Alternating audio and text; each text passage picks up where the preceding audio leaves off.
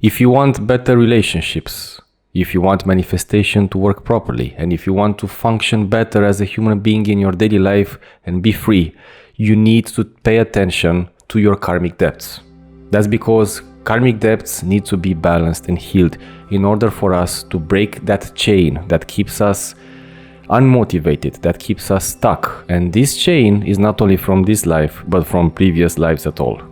Hi, I'm Vlad from ReikiScoop.com, and in today's video we're going to talk about karmic debts. What are they and why do they keep us in place? What do they mean and how we can fix them? And I will offer you 3 ways of healing, balancing, dissolving, in lack of a better description, those karmic debts. So without further ado, let's start. Karmic debts are actually a name that exists, if you believe it or not, in all of religion, actually all of the religions, but they exist under a different name, under a different description.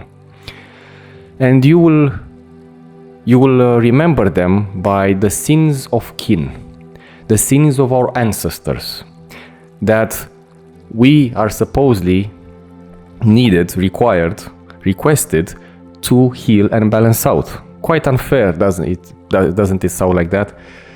So they exist, but under different names, different descriptions. I know the term karma comes from Buddhism and Hinduism, actually before Buddhism, and it should not be incorporated in other religions or in other perceptions. I'm not here to talk about religions, don't get me wrong. I myself am a Christian, and karma is not really part of Christianity now, is it? But what is part of Christianity and many religions, as I mentioned, are the sins of kin, of ancestors, that are progressively sent out through generations so that they can heal them. But nobody explains, why are we responsible for handling the problems and sins and debts of our ancestors? Well, it's a bit like you get a loan from the bank. That loan is represented by the fact that you have resonated. And for some spirits decided, but most of us resonated with the families that we are born within. That's obviously before we were born as spirits. We resonated and we arrived in the family that you have arrived right now in this life. Therefore, when you arrive in a family, you naturally inherit traits, attributes, flaws, qualities, potentials, but also karmic debts. So whether we like it or not, we are exposed to this, more or less. Sometimes our siblings or relatives take more of this karmic debt, or they take a part of it, so it's spread throughout generations according to each spirit's resonance, vibration, and to what it needs to learn in this life, with what it has chosen to learn or has chosen to heal and deal with in this life. So I'm just going to make a parenthesis here. Don't take it as a rule of thumb, but sometimes it happens that the firstborn are the ones who are most exposed to healing and taking care of karmic debts, taking care of the heavy duties of the karmic debts. Again, don't take this as a rule. It sometimes happens like that. I've met this quite a few times, but I cannot generalize. Obviously there are exceptions, and probably there are quite a lot of exceptions. Anyways, again, the third time, don't take this as a rule, it's just an idea. Coming back to our subject. So karmic debts, what is karma, first of all? Well, karma is, simply put, the law of action and reaction. Our actions have a consequence. We do something so-called good, we have a good repercussion, we have a good result, we have a good outcome. We do something bad to someone, not only that spirit needs to forgive us, and people don't offer forgiveness that easy, as probably some of us know. We also have to balance out what we have done to them, what we have generated. So, and this I mean through this life and previous lives.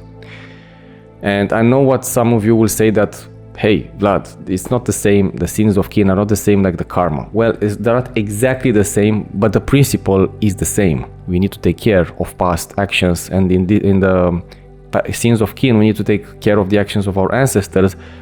I only add the fact that we also had, in my perspective and experience, previous lives in which we have done things, good or not so good, and need to be balanced out. Not to mention the ones from our ancestors. So there's quite a lot to deal with, isn't it? So we are exposed to those elements because we have resonated with the families that we are in. And well, guess what? When you enter a connection, a romantic connection, a relationship, what do you think happens? You enter the energy fields and the karmic elements of those people as well. Especially if you start a family, well, you get married or you create a deeper bond, a deeper connection. You don't even need to get married. It's the fact, the quality of the connection, the strength of the connection that you form, that you are going, both of you are going to share the burdens or the qualities or the light and potentials or the abundance between the two of you. So the stronger the connection, the more intertwined the qualities and also depths will be, and therefore you will both be engaged in this activity. It might not sound pleasant, but that's the reality of it. So with that being said, karmic depths in short represent the elements that need to be balanced out, that need to be healed, that need to be taken care of. And when you do so, it's like you are running a marathon on a mountain and you leave behind a backpack full of stones. Imagine the speed you will have after being used to carry that for miles. When you leave that, when you take that off, you're gonna feel like a feather and you're gonna run smoothly, you're gonna be free and you're gonna evolve. The same happens with our evolution, our potentials for manifestation. And sometimes manifestation, as much as you've tried, doesn't work because of that, well, apparently small, which is not small, it's quite huge element. Relationships don't seem to work the way you want them. Also because of this, of course, there are many elements to take into account, but this is one important element, that even if you do everything right and you are dedicated and devoted and loving and you see that, why are those things happening to me? Maybe you have a connection with all those people that you entered the relationship with that needs to be balanced and healed. And after you move on, at one point, you find someone with whom you have little to no connection on a karmic level, and you start and everything is fresh and nice and loving. Or even if you have a connection, karmic connection, things are smoother because you have already taken care of those past karmic debts that were keeping you in place and allowing you to resonate only with a certain type of people, at a certain vibration, a certain perception. So if you want to have better relationships, if you want to enhance the power of manifestation, and if you want to function from a mental, emotional, in a healthy way in this world, you need to take into account and take care and become aware, first of all, of the fact that we all have karmic debts. And that's okay, because karmic debts are like, visualize them not as bad things, please. Visualize them as bookmarks in a book. You put a bookmark there because you want to remember to come back to the same ideas, chapters, so you won't forget those, so that you can integrate them better. So this time you go back to a bookmark and you see, oh, I have to remember this and I have to use this idea from the book. That's great. So they can be bookmarks and you integrate those ideas and then you move on. You remove the bookmark and you move on with the chapters. So the same happens with karmic debts. Karma is not a bad thing. Karma is neutral. Karma, it means that if you help someone and you do great good deeds to someone, it will also come back to you at one point or another. Sooner or later, things will happen good for you. Now, I'm not saying to, engage only in charity or engage only in helping others. I'm saying to take care, first of all, of you, to understand the concept, deal with karmic debts, and of course, yes, be kind and loving and offer things if you feel like doing that. That the point was to take care of you, first of all, to understand how you function and how the world and how our spirit functions. You may see this body, and this is an extension of the spirit. You know that saying, where spirits having a physical experience. That's not far from the truth. Actually, it's quite true. So that's why we have energetic layers. We have energetic anatomy. We have spiritual layers. We have our etheric fields. We are connected to entities, good, low vibration or high vibrational entities, depending on our resonance. Sometimes the burdens of karmic debts can can weigh so much upon us that we don't really know where to start or what to do or how to continue. So it can happen, but you will never have something that you cannot handle. You will always have something that your spirit can handle, and it's up to you to do something about it. So let me offer you, or let me explain to you 3 ways that I personally found useful that can help. They will not do everything, but they can significantly help to, well, reduce that baggage by healing and balancing karmic debts. Before we continue, I want to drop a quick reminder for those of you struggling to remember Reiki symbols during sessions. I know how frustrating it is to feel unsure, hesitate, and even second guess yourself instead of focusing on universal life force energy flow. I used to do the same in my early days. I would stop mid-session, scraping the bottom of my mind for symbols' meaning. Of course, I would rarely find clarity in the clutter of information. That's when I started organizing everything on paper, keeping my notes close during practice. Over time, the habit evolved into the Ultimate Reiki Symbols Guide, a practical resource with the attributes and uses of 65 Reiki symbols.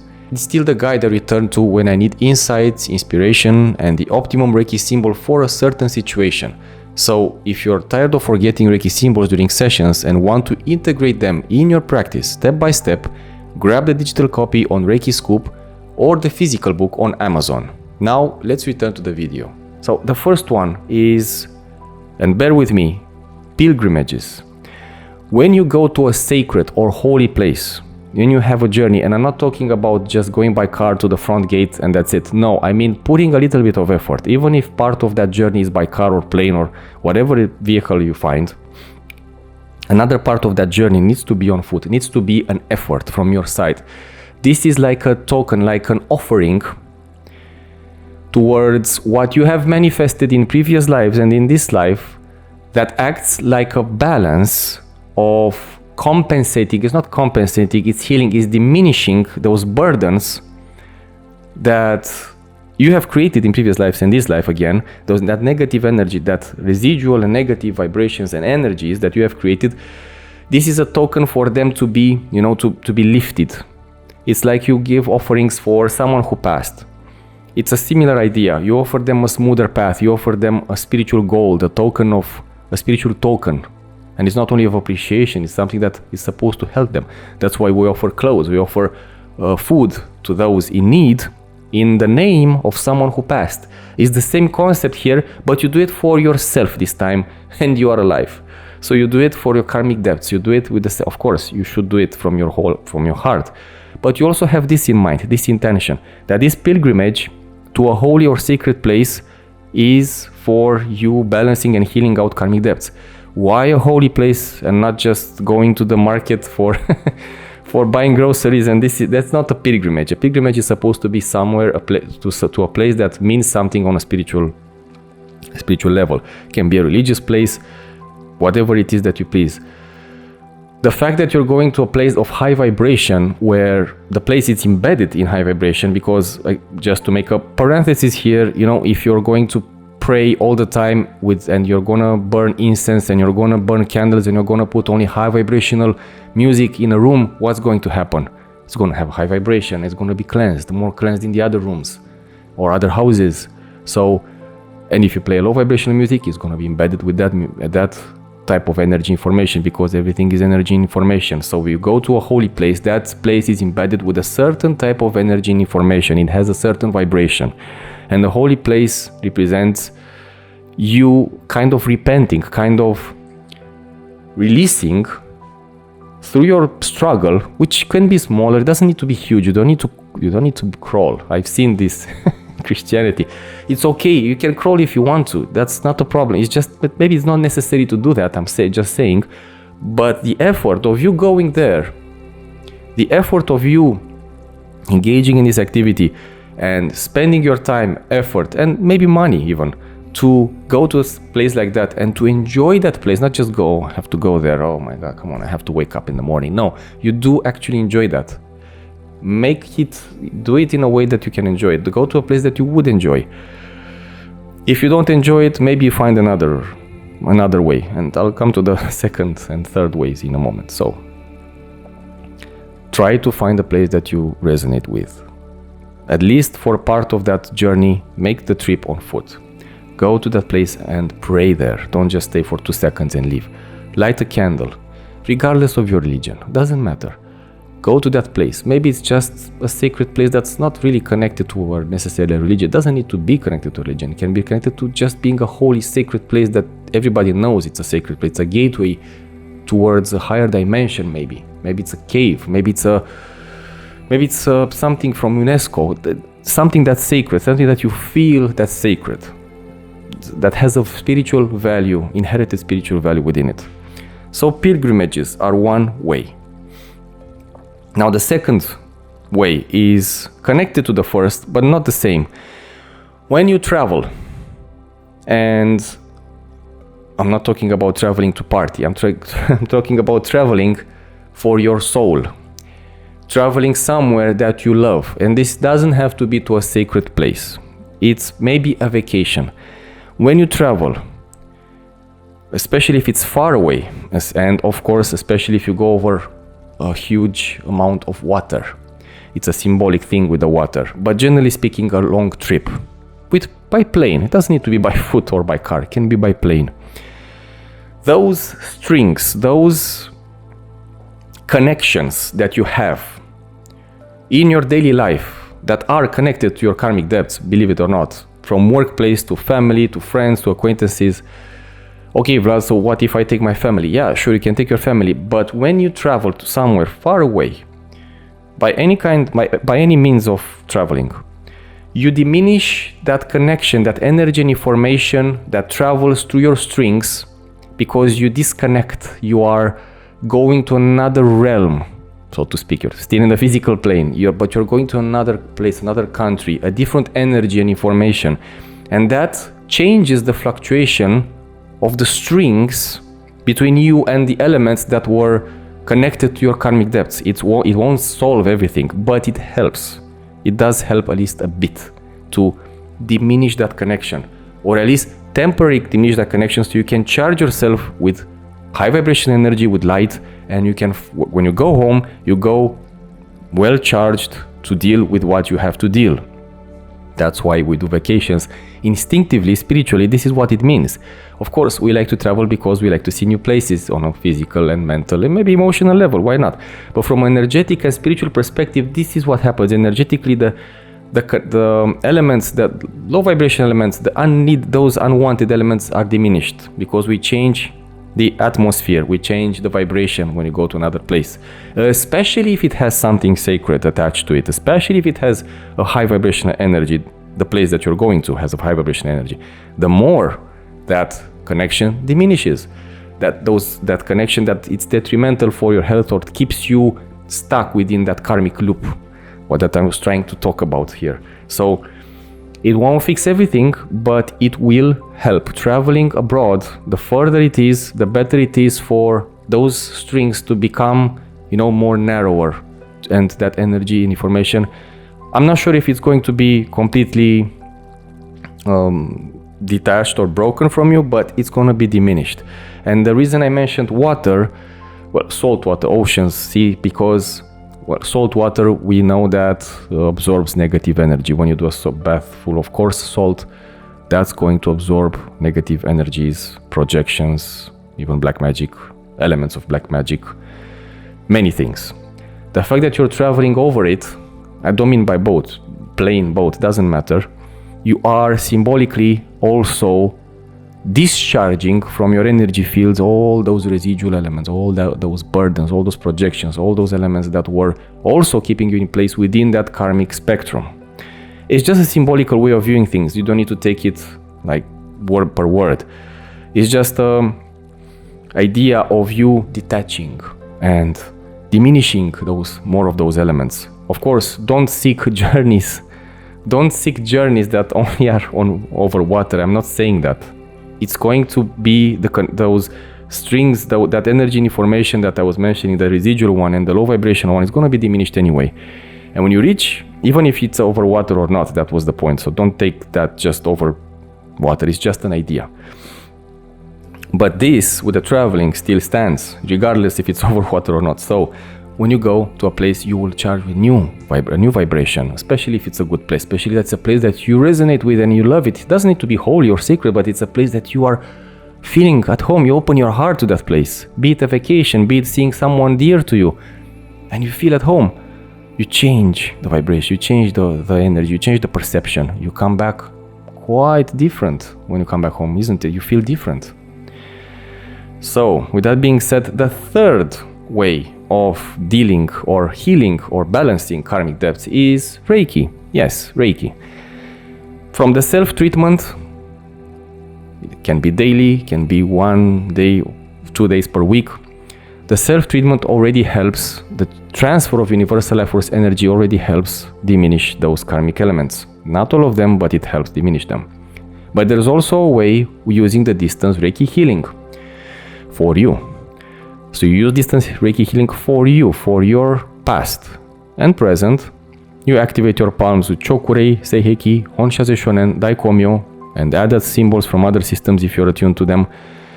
You can add symbols on the primary chakras if you wish. And between you, you have the intention of clearing and healing and balancing out your karmic debts, yeah?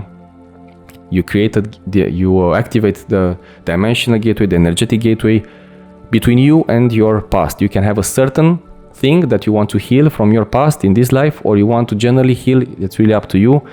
You activate Chokurei, Seiheki, Honshaze Shonen between you and your intention, in this case clearing karmic debts, generally speaking, let's say, or healing them, and you begin send universal energy, 10 minutes, 15 minutes, 2 times per week, 3 times per week, and repeat this as much as you can. You don't need to do it every week if you don't have time, but doing something is better than nothing when it comes to this. And you send energy for healing and balancing out karmic debts. You can have, a specific, maybe you remember a moment in this life that really affected you, and you send universal energy. 2-3 times per week should be enough. Don't send that much energy, because the past needs time to be healed. The past needs to be, has already happened. So the future is emotion. You can send for the future as much as you want, but for the past, take your time. Take it easy, step by step, because again, it has already materialized. It needs time to heal. Anything that was materialized requires a bit more time for the universal energy to integrate within it, so that it can heal and dissolve those negative elements. I hope that makes sense. So generally speaking, Reiki can be done. You can use this for other people as well, only with their consent. And I would use protection. Symbols on the chakras, pillar of light, sphere of lights. I would, if you want to do it for someone else, even if it's a dear person to you. Personally, I would still use protection, and of course the consent, as I mentioned, because you need to have a talk between that. What do you need to heal? You want generally speaking something to heal. You want something specifically. That's all right, but you need to have a chat before that. I would highly recommend the consent before that if it's about this subject, the karmic debts, yeah, so, or something that's particularly in the past that was bothering them from an emotional perspective. So that being said, those are 3 elements that you can use for, and there are many others, but these are strong, useful elements.